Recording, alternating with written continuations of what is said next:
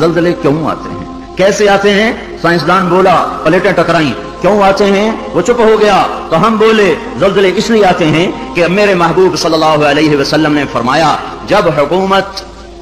کے افسر بددیانت ہو جائیں گے،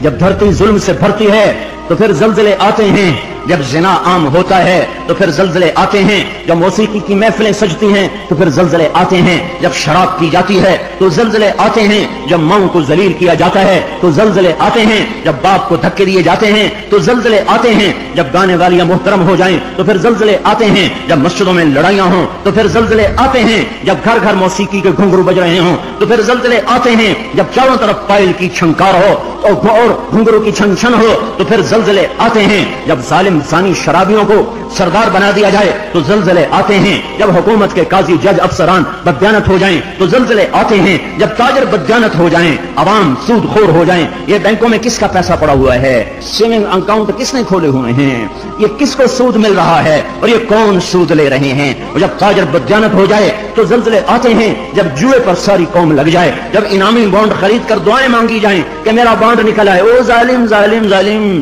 کیا کہہ رہے ہو، کیا کر رہے ہو؟ اللہ کی حرام کردہ چیز اللہ سے مانگ رہے ہو۔ اللہ نے کہا جوا حرام، اور یہ کہا اللہ کرے میرا بانڈ نکل آئے، میرا بانڈ نکل آئے، پھر جوئے پر جوا کہ نمبر خریدو، سیریل خریدو۔ او میرے بھائیو، جب ایسے سرے عام جوا ہوگا تو زلزلے آئیں گے، جب سرے عام لڑکیاں ناچیں گی تو زلزلے آئیں گے، جب تاجر بددیانت ہوں گے تو زلزلے آئیں گے، اور جب مالدار بخیل ہو جائیں گے اور زکات دینا چھوڑ دیں گے تو زلزلے آئیں گے، اور جب علماء کے قلم اللہ کی بجائے مخلوق کی طرف اٹھیں گے تو زلزلے آئیں گے، اور جب ماؤں کے آنسو پوچھنے کے لیے اولاد کے پاس وقت نہ ہوگا تو زلزلے آئیں گے،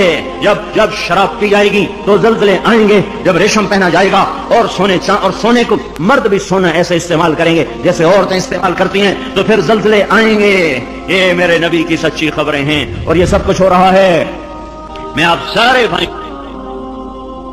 زمین کی صفائی کا وقت آ چکا ہے، جب گٹر ابلتے ہیں تو پھر کمیٹی والوں کو بلایا جاتا ہے، ہمارا گٹر بند ہو گیا ہے، صاف کرو۔ جب تک گندگی اندر چلتی رہتی ہے کوئی شور نہیں مچتا، جب گندگی باہر ابل کے آتی ہے پھر بلایا جاتا ہے، صاف کرو، نالیاں سیدھی کرو۔ جب تک بدماشی اور عیاشی چار دیواری کے اندر اور چھت کے اندر ہوتی ہے میرا اللہ بھی درگزر کرتا ہے، لیکن جب وہ ابل کے بازاروں میں آ جائے، سڑکوں پہ آ جائے، چوٹیوں پہ آ جائے، چھتوں پہ آ جائے، ایوانوں میں آ جائے اور شوارع پر آ جائے اور کھلے عام آ جائے تو پھر یہ گٹر ہے جو گند بن کے نکلا، غلاظت بن کے نکلا۔ اب زمین کہتی یا اللہ مجھے پاک کر، مجھے پاک کر، مجھے صاف کر، مجھے صاف کر، میں گندی ہو گئی ہوں یا اللہ مجھے دھو دے، مجھے دھو دے، مجھے دھو دے۔ پھر اللہ جب دھونے پر آتا ہے تو پھر یا لوگ بہہ جاتے ہیں یا توبہ کرتے ہیں۔ اب تیسرا راستہ کوئی نہیں بچا، اب تیسرا راستہ کوئی نہیں بچا۔ اب غفلت کی آنکھ